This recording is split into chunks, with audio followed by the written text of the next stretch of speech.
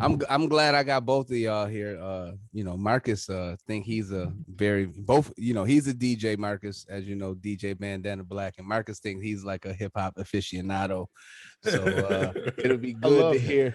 hear y'all takes on, you know, some music and the, you know, the state of the culture, you know, Well, especially you, because I was talking to somebody how, you know, back in we're all around the same age, but back in the day, how albums used to come out and we'll sit with that album for a year, or that person wouldn't put out another album or a CD for like a year or two. But now how much music is coming, it's kind of high. I don't even sit with music long. Do you find yourself doing the same as a DJ? I know you already go through it, but do you, as a fan of music, do you find yourself going through it differently? Yeah, it's just it's too much. It's so easy. It's so accessible to like put out music. Like if you a new album, you only got 2-3 days to catch me. Like if I don't get caught in 2-3 days, I'm probably not listening to it after that. Like it's just so much music that come out. It's kind of hard to really to like you said back in the days, like when we had albums, you could rock with an album for a couple months. Now after like Yeah, 3 weeks, you're like, well, what's next? right. I think that's just because of it, how many albums you have access to. You have so Yeah, many options in your face at once that you're taking away from here and there. Like on my Spotify, it's a whole bunch of different genres because I like music. Period. yeah. Hip hop is one of the top genres that I listen to, but it's just your access to everything. And somebody comes out with something that's interesting. You see from the front cover of the album. I mean, you get the different I guess designs or whatever. I can't even think, Yeah, it's but all good. But whatever the album cover, you got so many Yeah. different nuances that takes you away from well, that that used to, specific album. remember with the CDs, used to wait and see, you know, they had that little booklet on the Tags, inside when you yeah, Yeah. bought that credits. CD. Yeah, Yeah. man. And it had like artwork and stuff like that. But do you think that waters down the music now because everybody trying to keep up with everybody and put shit out? So now it's, you know, it's lacking a lot of creativity and originality. Now I think it's actually better now. I'm one of the people who were like I kind of embrace technology. I think it's kind of better now because you listen to like for example, this is artist name I think Moray or Moray or something like that. I Mm-hmm. never would have heard of this artist ever. I just happened to be on YouTube, social media like that too, and just Right. seeing it. It's like this is one of my favorite artists of 2021, and I just happened to see him on social media. So I don't think that it waters down. It just gives everybody a fair chance of doing music because before, unless you was like in New York City it was no chance you getting a deal. Like all the labels and stuff was there. Now you don't need a label. You don't need a radio. You could pretty much just put up something on SoundCloud and you can go viral off of that. So I think, I mean, in a way it is kind of watered down because everybody do sound the same, but I like it because you get to hear a lot of different people from a lot of different places all at once. Yeah. Yeah. I Eh, found this guy named, you ever hear of somebody named Brent Fayez? Brent Fires, nah. I don't know who that is. Speaking that, and I'm just saying, it was just how you said. I was just on YouTube scrolling. I seen, and I just happened to click on this video, and I heard this song. I'm like, oh, who the hell? Who is that? Whose song is that in the background? It wasn't even the. I was. It wasn't. It didn't even have to do with the video. It was just a song was playing in the background, and in the credits, I found who it was, and I was like, oh, this dude is pretty dope. So Yeah. I get what you're saying. And you know what? It's a lot of that is just it's like almost like radio is in different uh arenas now. Like what I'm trying to say is with radio, you listen, you'd even make your own mixtape. You might find an artist that way. But with the new technology, yeah, it allows for that exposure to happen. And Yeah. although that's good, and I do appreciate being able to hear different artists around locally and nationally that aren't really big. I do think the hip hop has watered down. I don't think music in general. I think hip hop is just has taken a creative hit, not financially, but I think that it's creatively is dull. It's not. There's not really to me. I don't think that there's a lot of quality music out there. I Yeah. think I'd say it's a 70-30 thing for me. It's 30% Hmm. creative, hip hop, dope, and 70% just kind of the same beat, the same Yeah. lyric, the same Yeah. tempo. I mean, from all that. it's everybody's. But you think that may just be fighting. a age difference? You know what I'm saying? Because maybe, it may just be the sound of the 2020s, and we kind of the older crowd. Because like even me, I like drill music. I even like the New York. Like I like Fabio Foreign. Yeah. I like some of his stuff. I like even that, what's that kid? CJ. He just came out with that Whoop-Dee and Bop song, and I like some of that. I don't know. I just love all that kind of. I love ghetto ass hood music. I mean, I do too. I mean, I'm from the South, so we weren't really known for our music back in the early '90s. So especially with hip hop, but a lot of that stuff that was local, that was dope, was kind of street. It was but it was different because it was from the South. It was different perspective of life, and it was a lot of conscious thinking in the South. You know, there was that the trap music really ain't start. People say it was between some people say Pastor Troy was the first trap rapper. Oh yeah, I forgot about Pastor Troy. Yeah. So there was this little battle between it, but I mean, all that to say that it's I think regionally it's you know that part is missing in hip hop, and it's just I don't know. I think hip hop needs to. I really think hip hop needs to find a voice again, almost like a Drake effect, to really kind of get back on the creative side. And once that comes in, I think that the creative side will come back. But I think it's far fetched because a lot of the music now is getting paid and it's making people a lot of money. So we'll see.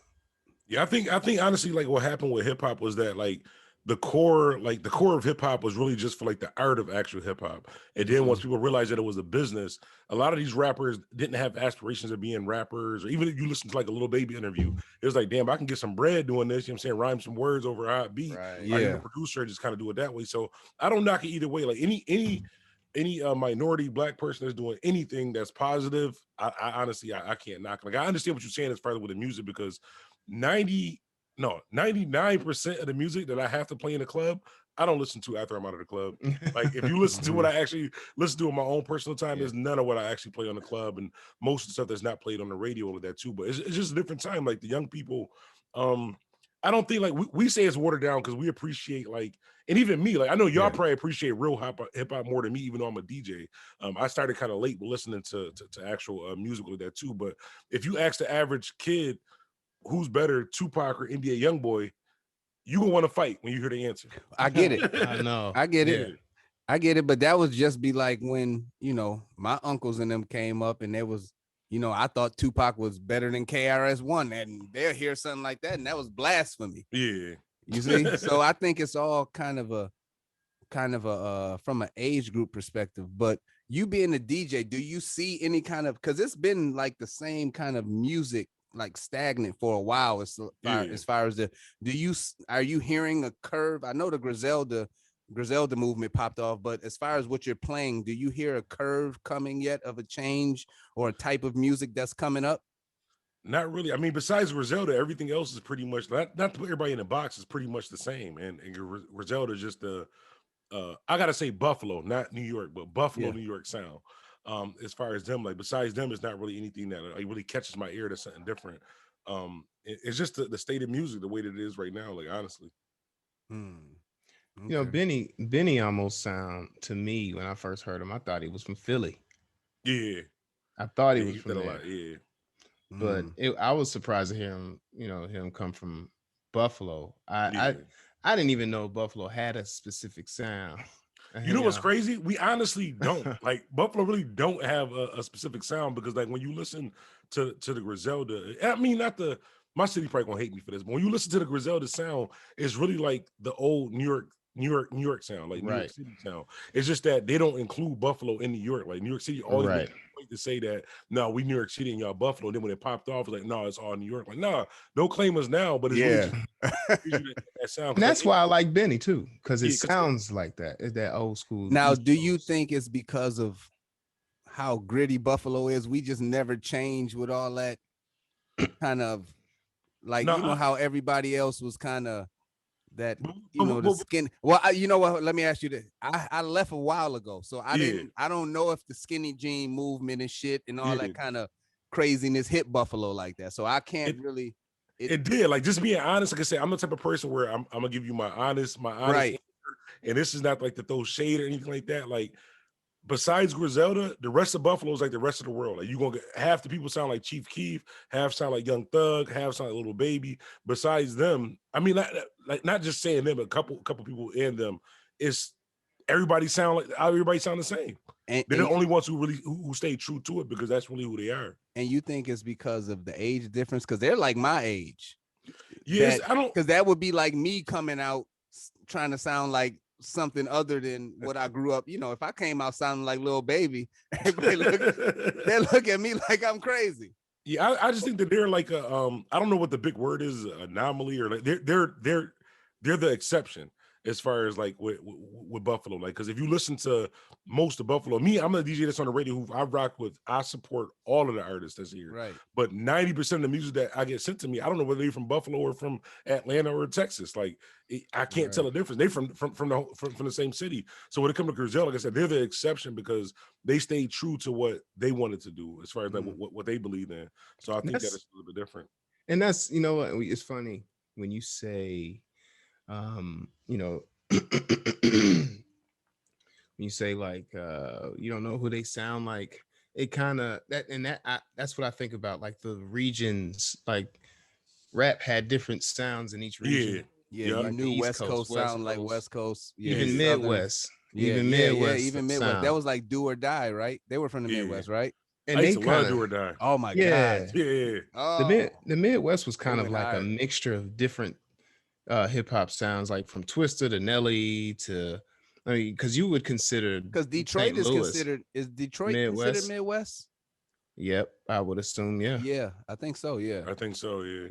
So it was, I guess I missed that aspect of hip hop. It was so culturally, well, not so much segregated. Everybody had, it was segregated. And, yeah, you're right. It was definitely. But okay, to your point of the segregation, yeah, because you couldn't. I mean, shit, Philly rappers back then wanted to get some of that New York pie when hip hop was tight. But the New York and Philly kind of blended with that Kinda Rockefeller same, with beans, because it ain't too far of a drive from New York to Philly anyway. Exactly. Nobody could go to New York. Nobody could go to New York and well, if you were you had a better chance coming from Philly and getting a deal in New York than you did coming from Buffalo and getting a deal in New York. 300%. Absolutely. Dude, the only people that do you know who other than Rick James, who else made it from Buffalo? You remember Joe Public? Oh yeah. Yep. Joe Public. Yeah. Joe Public. They had like one hit song. Can I say a funny story about Rick James real quick? And of course you can. Y'all definitely gonna judge me about this right now. I gotta just say this disclaimer at first. I grew up in a Christian home. My mom didn't let us listen to like hip hop and stuff like that too. So even though I'm a DJ, once I became a DJ, I had to go back and listen to a lot of music. So as far as the foundation like that too, I don't really know a lot of that. But one day I was at the radio station, right? And somebody called in and was like, yo, Rick James just died. I'm like, oh, that's crazy, dude, from the Chappelle show. I'm rich, bitch. The cocaine is a hell of a drug. So you didn't even know. No, I didn't know on my door. I didn't know Rick James was a real person. I thought he was just a character from the Chappelle show. I didn't even know he's from Buffalo. I didn't know none of that stuff. Yo, they killed me on the radio about that. I had no idea who Rick James was. Wow. Until I'm like, oh, you mean that guy from the Chappelle show? They was like, yeah, but Rick James. I'm like, yeah, the dude from the Chappelle show. Yo, they killed me for that. Was this live? This is live on the radio. Oh, that's gangster. I didn't know. I didn't know who Rick James was. People call up. Like, so what hey, made man. you? Now, was it your lack of music experience that wanted to make you a DJ, or what made you want to be a DJ since you didn't really grow up listening to that type of music and everything? Honestly, I know every other DJ has a story of they watch other people and they love hip hop and stuff like that too. Honestly, I got a job at a radio station and I was watching like DJ Noodles, DJ Wolf, DJ Hassan, all these other DJs. And I was like, yo, I kind of like that. I think I can do that. So I just went home and bought a bunch of equipment because I didn't want to ask them how to do it. So I taught myself how to DJ. So I just looked at what they did. I go to the Guitar Center, pick up a turntable. Okay, this got this plug, this mixer got this plug. Let me plug it together. I wasted a bunch of money destroyed a bunch of equipment until I finally got it right. And I just started DJing from there. Like, even to this day, like, and I can say this as an actual DJ. I done did big concerts with T.I., all types of stuff. I've never actually spun an actual real vinyl record in my life. I've never Really? spun a real a real vinyl in my life. Do you think that part is missing in your career? Do you think you need to go ahead and get vintage and do that? Most DJs and most hip hop aficionados, or whatever the big word is, would say that, but no, I don't think I need to, because like, it's not my fault. They had to carry crates and stuff like that too, and I got a memory stick that's on my keychain. I can just plug it into my laptop and rock out, because a lot of those DJs who would say that, you put both of us in the club, I'm probably gonna get booked again. Of course, yeah. Technology is societal. Like a lot of people say you're not a real DJ because you didn't carry crates. You can't say that's like saying LeBron James is not a real basketball player because he didn't play with Jordan. He wasn't fucking alive. He couldn't. Or just saying that he ain't a real player because he didn't go to college. He skipped over. You know, he didn't have to. Yeah, he didn't have to.